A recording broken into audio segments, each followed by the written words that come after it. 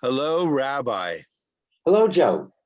And as I see you sitting in a winter wonderland, I must point out that today was the lighting of the 99th anniversary of the National Christmas Tree.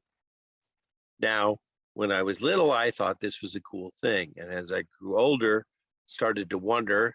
And as I married my wife, who is Jewish, and started entertaining other portions of dialogue, realized how what is the word separationist this could be in this country.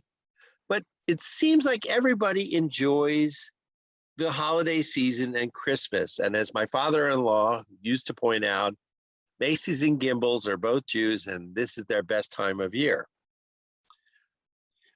What is it? Has the holiday become non-religious? Is it just a holiday for us all to go out and buy stuff? What? Yeah, I've been watching the holiday. When I first started, we always had a December dilemma, Christmas or Hanukkah, and can you do one or the other, or they overlap? There was all kinds of discussion, and I've watched that fade away because Christmas on our national level has become a winter festival. It really is devoid of religious overtones. Now, churches will have religious services. That makes sense.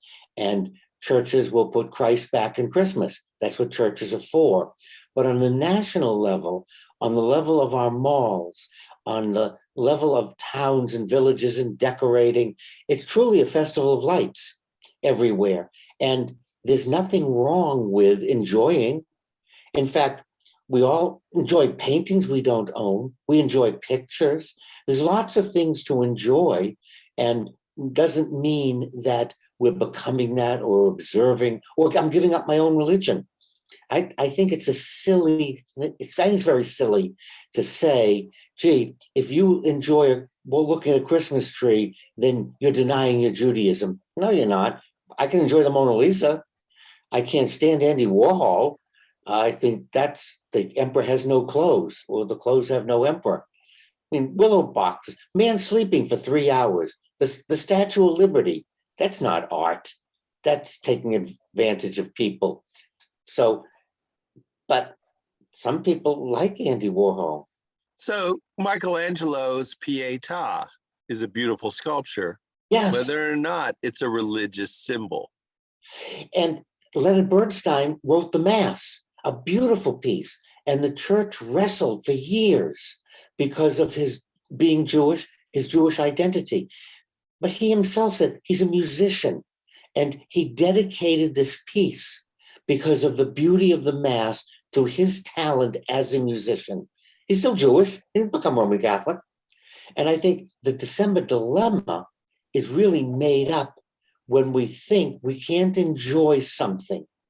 Look, a friend of mine's having a birthday, but I guess I'm not going to go because it's not my birthday. I only observe my birthday.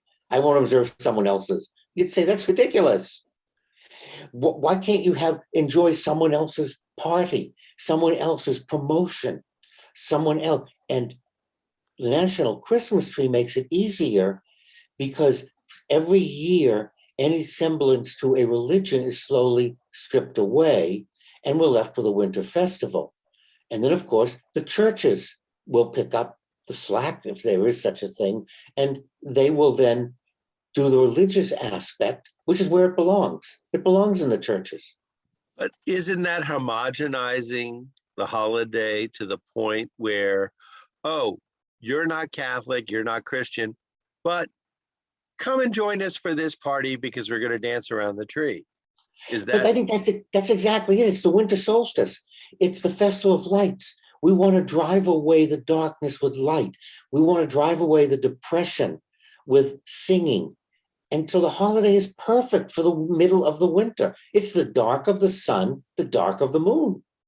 But Joe Biden will not sacrifice a virgin in a wicker basket on the solstice as a national holiday. I think that would be bad taste. I think we have to draw the line at some things, that some religious observances are best kept private and don't belong in the public forum. Okay, and that's what we're going back to, that Christmas has become not a religious observance. Right. It's become a celebration of the winter solstice and a joy in the middle of the night and lighting lights and candles and giving presents and eating fruitcake, which I personally love. There's just no accounting for bad taste. That's obvious. But there is no dilemma in terms of being Jewish or Muslim or Hindu. If you want to participate in the winter solstice in a time of lights and singing, or if you just want to watch it, but it's not threatening my religion, and my enjoying doesn't threaten my religion. And I think it's all in our own heads. I think we created the December dilemma when there was no need to have it. Just decide, do you enjoy? Then enjoy it. There's nothing in it that's antithetical to any, unless, of course, one doesn't like the idea of lights or getting rid of the darkness. You know what I mean? It's kind of a silly thing to take issue with it on the national level. And then, as I said, each church would have its appropriate observance as a religious holiday. But I think nationally, we've solved the December dilemma. Well, one thing that is never a dilemma for me is you, Rabbi. You always cast a light in the darkness for me to hang on to and cling until the spring comes again. Thank you so much. You're very, very welcome. And you might want to paint a picture of a Campbell's soup can. Maybe that'll help make you famous.